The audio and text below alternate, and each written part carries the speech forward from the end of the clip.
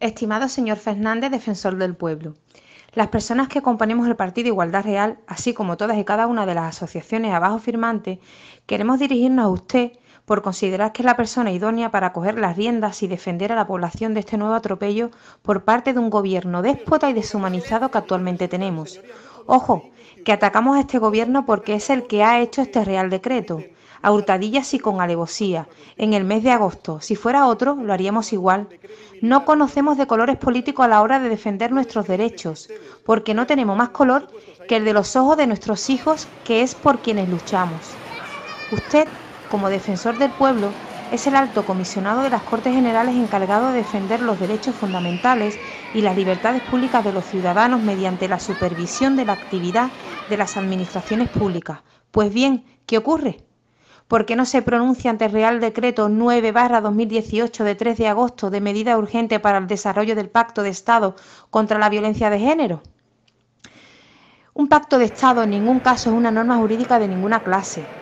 No produce efectos jurídicos, ni condiciona o afecta ni legal ni constitucionalmente a nada en el ordenamiento jurídico ni a sus poderes públicos. Los pactos no tienen fuerza vinculante por mucho que se haya votado por mayoría de los grupos políticos.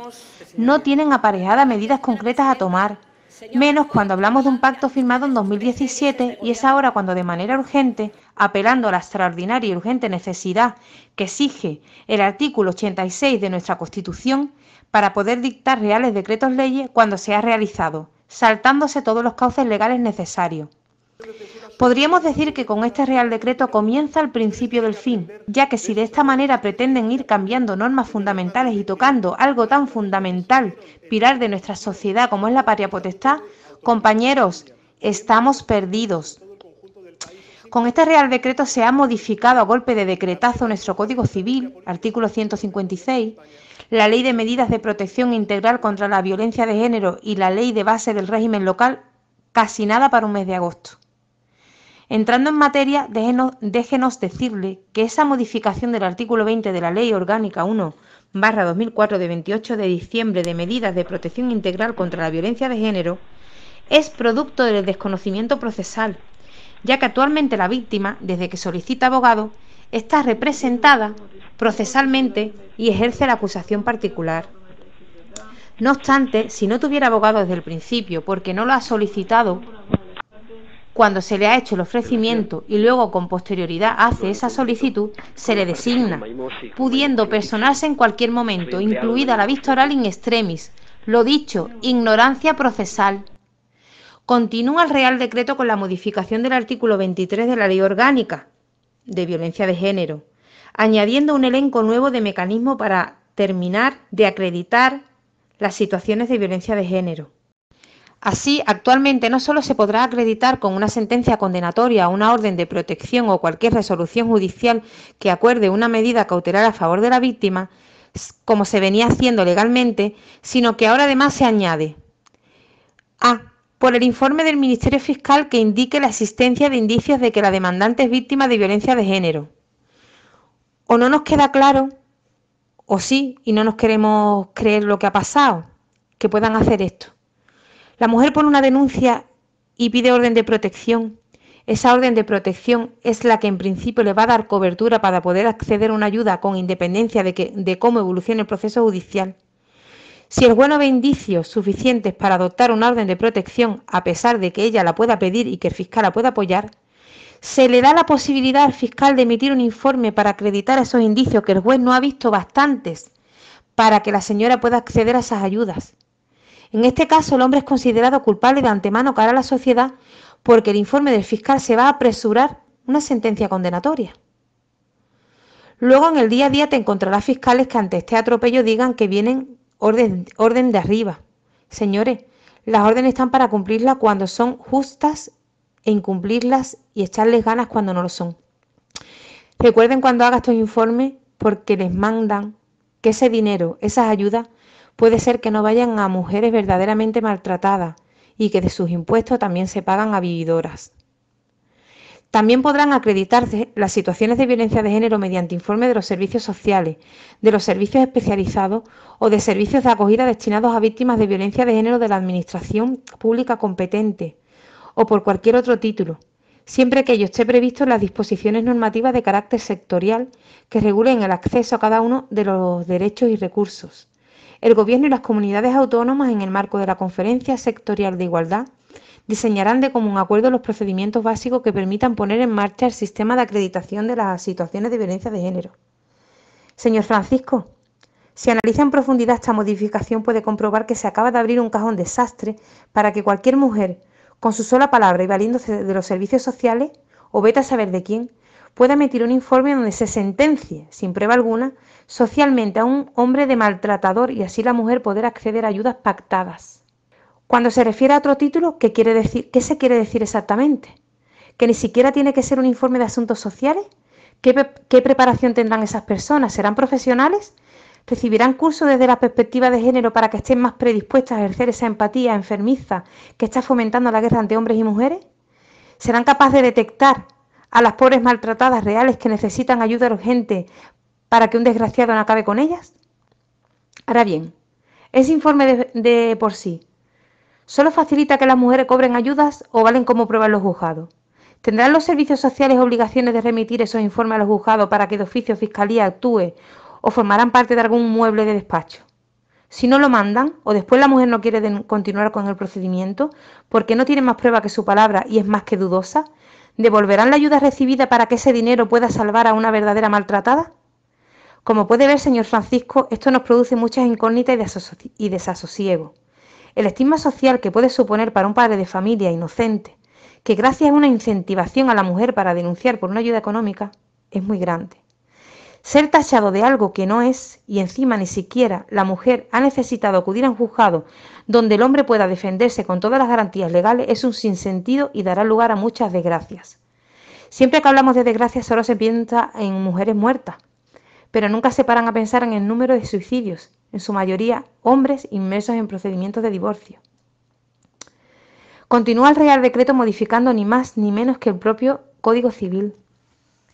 En la disposición final segunda de este Real Decreto se modifica el artículo 56, añadiendo un párrafo segundo, quedando la redacción de la siguiente manera: dictada una sentencia condenatoria y mientras no se extinga la responsabilidad penal o iniciado un procedimiento penal contra uno de los progenitores por atentar contra la vida, la integridad física, la libertad, la integridad moral o la libertad e indemnidad sexual de los hijos e hijas comunes menores de edad o por atentar contra el otro progenitor, bastará el consentimiento de éste para la atención y asistencia psicológica de los hijos e hijas menores de edad, debiendo el primero ser informado previamente. Si la asistencia hubiera de prestarse a los hijos e hijas mayores de 16 años, se precisará en todo caso el consentimiento expreso de estos. Aquí se atenta claramente contra la patria potestad al dejar al arbitrio de uno de los progenitores la decisión unilateral de poder llevar a sus hijos a un psicólogo, con solo tener que informar al otro progenitor por el simple hecho de tener una sentencia condenatoria e incluso un procedimiento judicial iniciado. Tampoco sabe el legislador que existe un procedimiento de jurisdicción voluntaria en el caso de que uno de los progenitores crea necesario llevar a su hijo al psicólogo y tenga como respuesta la negativa del otro, donde un juez valora el motivo y la necesidad y lo deriva al psicólogo correspondiente, que no tiene por qué coincidir con el psicólogo escogido por uno de ellos. Déjenos decirle que esto es un paño caliente, ya que hablar de progenitores a sabiendas que tal y como están las leyes, el porcentaje de procedimientos abiertos a padres es infinitamente más grande que el porcentaje de los abiertos a madres, los hombres tienen poco margen para denunciar, ya que cuando lo hacen al final se vuelve en su contra, porque la palabra de la mujer tiene mayor rango para nuestro sistema judicial.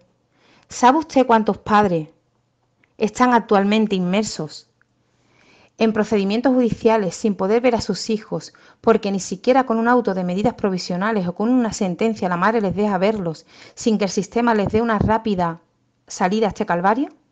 ¿Sabe usted lo fácil que es ir a poner una denuncia sin más, contando con la prueba única y con la declaración de la denunciante? Y ahora, para colmo, esa denuncia, termine lo que termine, va a dar cobertura a que la madre, en la mayoría de las ocasiones, tenga tiempo encima de llevar al hijo al psicólogo para acreditar una situación de malos tratos que ella misma se ha encargado de meter en la cabeza a su hijo durante todos los meses que lo ha mantenido alejado del padre. ¿En serio nos ha sentado a pensar lo manipulable que puede llegar a ser un niño, máxime cuando un adulto está dispuesto a malmeter todo lo posible contra el otro con el único propósito de anularlo de la vida del hijo y arruinarle la existencia? Esta modificación es claramente inconstitucional, porque nada cumple con los requisitos que exige el artículo 86 de la Constitución, como son la extraordinaria y urgente necesidad, ni el de la materia susceptible de regularse por este procedimiento, ya que afecta a los derechos y deberes y libertades de los ciudadanos consagrados en el título primero de la Constitución española. Decir que era urgente en un mes de agosto, cuando los juristas están de vacaciones y el gobierno estaba a las puertas de irse a descansar, nos salen con estas pensando que no nos daríamos cuenta. Como ya hemos dicho, estamos en el principio del fin. Si se permite que por un simple Real Decreto se vayan tocando medidas tan importantes como es la patria potestad o la conculcación de derechos tan fundamentales como es el artículo 14 de la Constitución y el artículo 24 del mismo texto legal, donde se recoge que todo el mundo tiene derecho a obtener la tutela efectiva de los jueces y tribunales en el ejercicio de sus derechos e intereses legítimos, sin que en ningún caso pueda producirse indefensión, estamos perdidos. Pues este es solo el inicio. Nos quieren llevar a límites y al final los que perdemos somos los ciudadanos. ¿En serio piensa que esta ley que discrimina a la hora de la protección en los casos de violencia está dando resultados positivos? ¿Está ayudando a las verdaderas maltratadas? Nosotros, el pueblo, vemos que no. Solo nos están utilizando con intereses partidistas y económicos para que Europa siga mandando dinero para esta guerra que vosotros mismos habéis creado, políticos sin escrúpulos que nos tratan como títeres. Les recordamos, señor Francisco, que la propia Constitución en su artículo 26 recoge que se prohíben los tribunales de honor en el ámbito de la administración civil y de las organizaciones profesionales. Y esto justo es lo que se pretende hacer, convertir a los servicios sociales de los ayuntamientos en tribunales que sentencien sin derecho a defensa alguna. Por todo esto, por medio del presente escrito y en uso de la legitimación que la institución que preside le confiere, le solicitamos que ante la vulneración de derechos fundamentales tales como el artículo 14 de la Constitución, el artículo 24, el artículo 26 de la Constitución, así como preceptos de los derechos humanos, interponga el recurso inconstitucional que procede, que defienda nuestros derechos, porque para eso usted está ahí. Y antes de terminar el presente escrito y proceder a solicitarle que interponga formalmente este recurso de inconstitucionalidad, porque así le habilita sus funciones, déjenos decirle algo de tú a tú. Si en algún momento piensa que este escrito responde a un impulso o una pataleta salida de la cabeza de hombres que ven peligrar su libertad, déjenos que le digamos algo. Estas palabras salen de cabezas y corazones de hombres y mujeres que unidos luchamos por un futuro mejor para nuestros hijos, que estamos cansados de atropellos y que se nos tachen de lo que no somos por 4 desgraciados a los que se les da mucho bombo. Estamos en contra de toda violencia y la ejercicia hacia todo ser humano, mujeres, hombres y niños. ¿Cómo se nos puede tachar a todos de maltratadores porque sí? Y que no defendemos a las mujeres por defender nuestros derechos, cuando entre nosotros estamos rodeados de miles de grandes mujeres que nos sujetan de la mano para que no caigamos de cabeza ante tanta injusticia. No pueden hacernos pagar, y mucho menos a nuestros hijos, por atropellos que ocurrieron en el pasado. La historia está para que aprendamos de ella y no cometamos los mismos errores. Y se pretende hacer lo mismo que se critica, pero ahora con revancha, con odio y con rencor. Y claro, no lo vamos a permitir. Las mismas mujeres cuyo corazón están en cada una de las palabras de este escrito no van a permitir que toquen a sus hijos de manera indiscriminada. Así que, señor Francisco Fernández Maruán, haga su trabajo e interponga el recurso de inconstitucional que procede contra el Real Decreto 9/2018 de 3 de agosto.